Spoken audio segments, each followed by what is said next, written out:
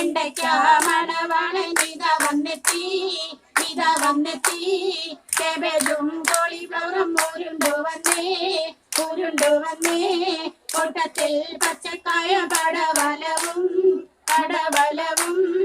എല്ലാരും ഒത്തുകൂടും കല്യാണമേ റാഗിയും സക്കരയും കുറുക്കിക്കോളേ അമ്മായി വന്ന് പെണ്ണിന് കുടിപ്പിച്ചോളി ഗോതമ്പ് വിഭവവും പലതുമുണ്ടേ